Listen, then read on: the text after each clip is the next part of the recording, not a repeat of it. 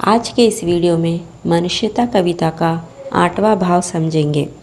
चलो अभिष्ट मार्ग में सहर्ष खेलते हुए, विपत्ति विघ्न जो पड़े उन्हें ढकेलते हुए। घटे न हेल मेल हाँ बड़े न भिन्नता कभी, अतर्क एक पंथ के सतर्क पंथ हो सभी। तभी समर्थ भाव है कि तारता हुआ तरे, वही मनुष्य है कि जो मनुष्य के लिए मरे। अब हम इस भाव के शब्दार्थ समझेंगे। अभिष्ट यानी कि इच्छित, इच्छित यानी कि जिसमें हमारी चाह हो या इच्छा हो उसे कहते हैं इच्छित। हेल मेल मेल झोल, भिन्नता अलगाव या अलग होना, अतर्क तर्क से परे, सतर्क पंथ सावधान यात्री, सतर्क यानी कि सावधान, पंथ यानी कि यात्री, समर्थ यानी कि योग्यता या शक्तिशाली, तारता उद्धार करता हुआ, तरे पार हो। ठीक है, अब हम इसका भाव समझेंगे। कवि कहते हैं कि हमें अपने लक्ष्य की ओर प्रसन्नतापूर्वक बढ़ना चाहिए। तो इस भाव में कवि कहने लगे कि हमें अपने लक्ष्य की ओर, जो लक्ष्य हम बनाते हैं, तो उस लक्ष्य की ओर प्रसन्नतापूर्वक यानी खुशी के साथ हमें बढ़ना चाहिए।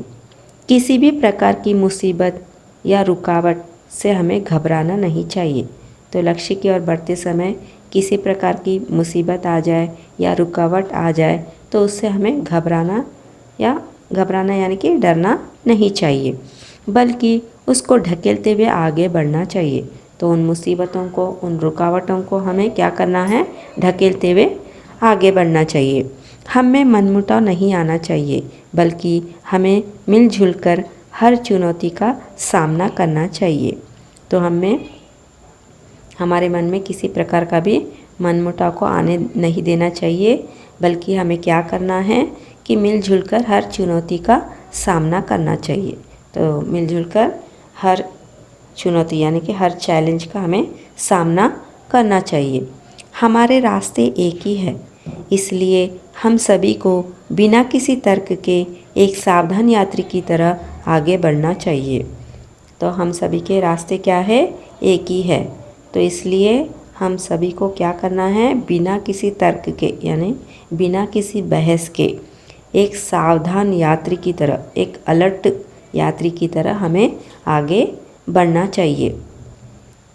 तभी उसमें शक्तिशाली या योग्यता के भाव होते हैं जब वह उद्धार करते हुए पार हो जाता है।